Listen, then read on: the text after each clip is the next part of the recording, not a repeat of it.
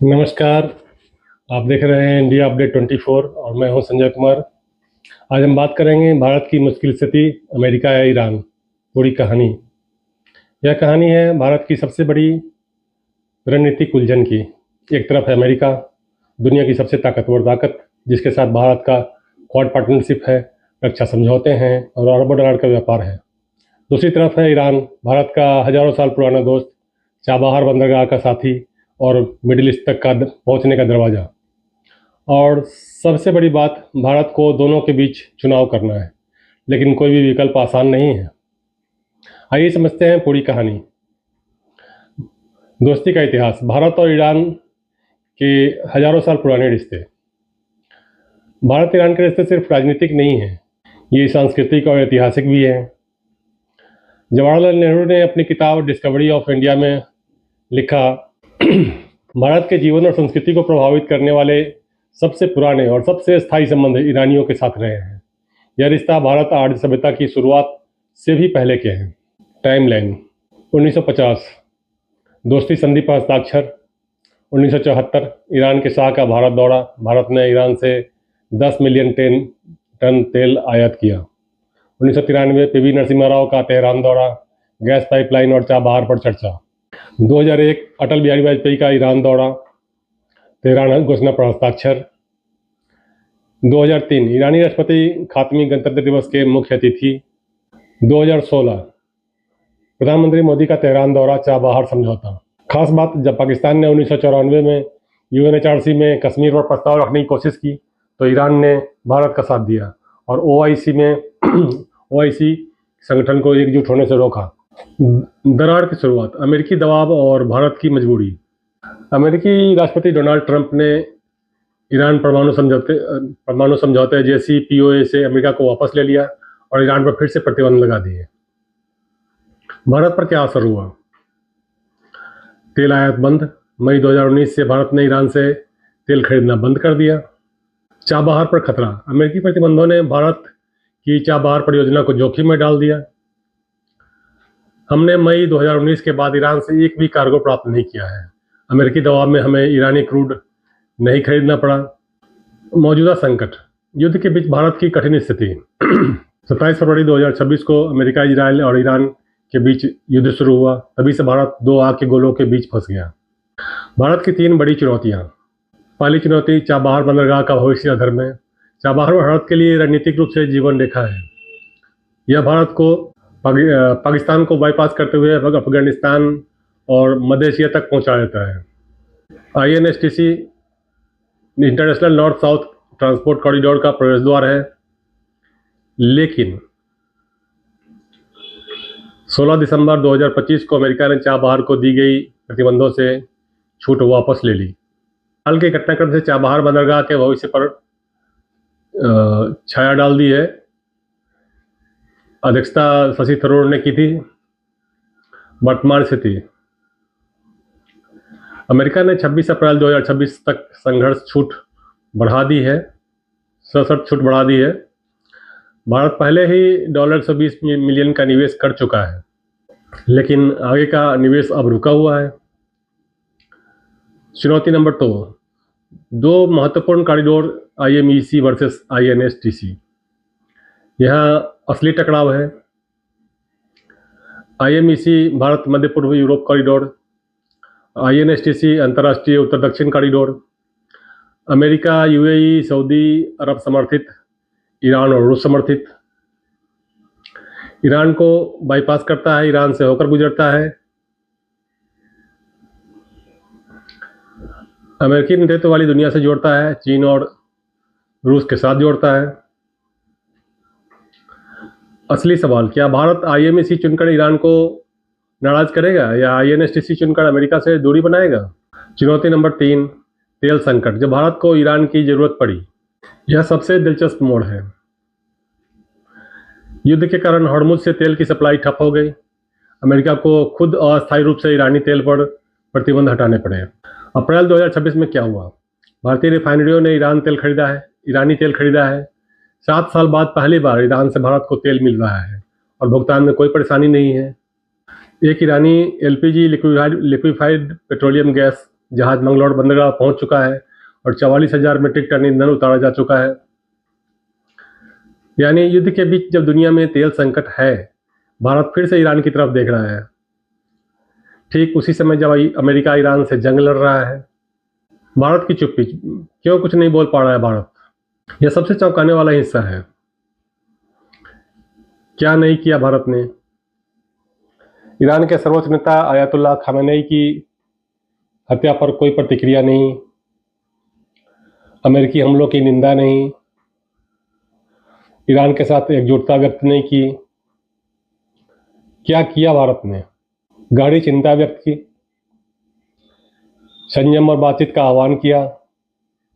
प्रधानमंत्री मोदी ने अरब नेताओं और इजरायल के साथ राष्ट्रपति को फ़ोन किया, जहां उन्होंने हमलों की कड़ी निंदा की। लेकिन ईरान को क्यों नहीं? विशेषज्ञ राजा कार्तिकेय गुंडू कहते हैं, कोई मैनुअल नहीं बताता कि संघर्ष में क्या रुख अपनाना चाहिए। भारत ने इजरायल के साथ रक्षा संबंध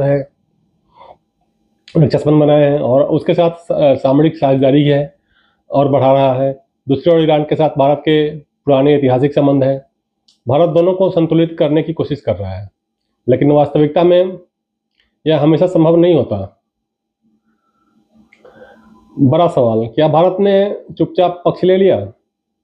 भारत ने ईरान के लिए समर्थन व्यक्त करने में कम स्वर अपनाया है, जबकि उसने चिंता व्यक्त की है। प्रधानमंत्री का यूएई को फोन बताता है कि भारत बिना बताए एक पक्ष ले सकता है।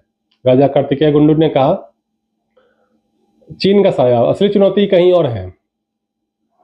भारत के इस नाजुक संतुलन में चीन एक और अहम किरदार है। ईरान और चीन के बीच 25 साल का $400 बिलियन का समझौता है। अगर भारत ईरान से दूर हुआ तो चीन इस जगह को भर सकता है। भारत का ईरान के साथ संबंध सिर्फ द्विपक्षीय नहीं है, यह चीन के साथ बहुराजनीतिक प्रतिस्पर्धा का भी हिस्सा है। अगर भारत ने चाबहार छोड़ा तो चीन ग्वादर पाकिस्तान में सीपीईसी का हिस्सा है के माध्यम से पूरा क्षेत्र अपने कब्जे में ले लेगा। संख्याओं में भारत की मुश्किल स्थिति। अमेरिका के साथ व्यापार $190 बिलियन 2024 में, भारत का सबसे बड़ा व्यापार साझेदार अमेरिका। ईरान के साथ चाबहार निवेश $120 मिलियन पूरा हो चुका है, जो मिडिल ईस्ट का द्वार है। ईरान से तेल आयात पहले 10 मिलियन टन सालाना 1974 में।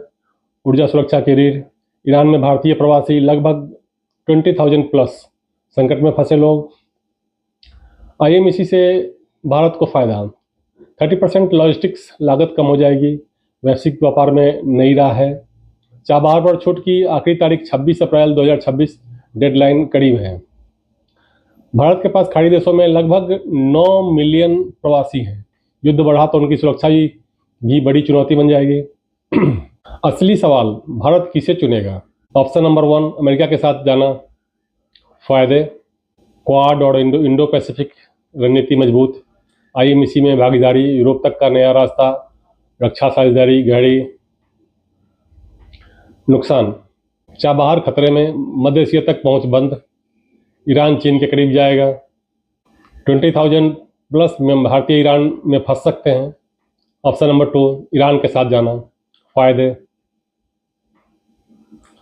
चाबहार बचेगा, आईएनएसटीसी मजबूत होगा, मिडिल ईस्ट, मध्य एशिया और रूस तक पहुंच बनी रहेगी, चीन का मुकाबला करने का विकल्प है।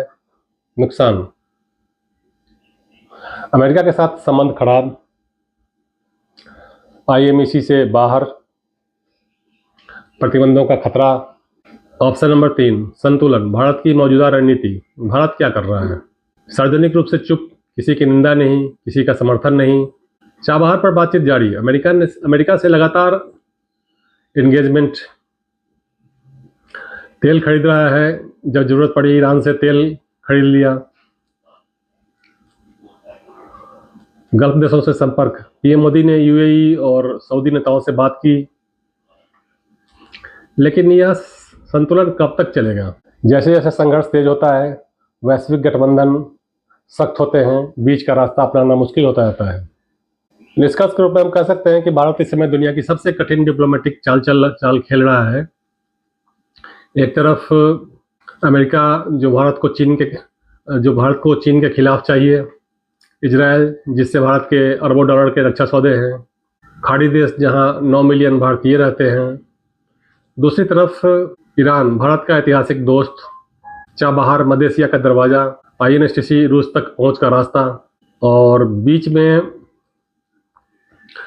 10,000 करोड़ के जहाज हॉर्मुज में फंसे हुए हैं। 3 भारतीय नाविक मारे जा चुके हैं, 20 से अधिक घायल हैं, 27 भारतीय जहाज खतरे में हैं। भारत अब उस दौर में नहीं है जहां वह सिर्फ देखता रहे, उसे फैसला लेना होगा, और जितनी देर वह फैसला टालेगा उतना ही मुश्किल होता जाएगा। असली सवाल यह है कि क्या भारत अमेरिका को चुनेगा और चाबहार छोड़ेगा, या ईरान को चुनेगा और IMEC से बाहर होगा, या फिर कोई तीसरा रास्ता निकालेगा। यह कहानी अभी ख़त्म नहीं हुई है। 26 अप्रैल 2026 को चाबहार पर छूट खत्म हो रही है। देखना होगा भारत क्या करता है।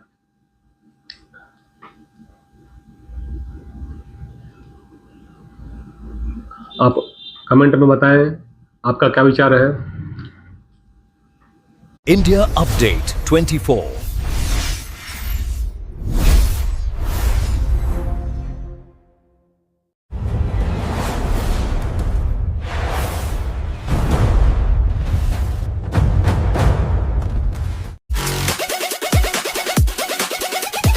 India Update 24. Breaking news right to your door. Ascension Protocol.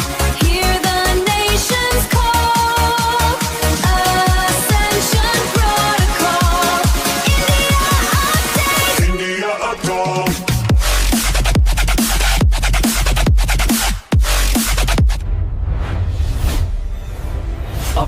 Update 24.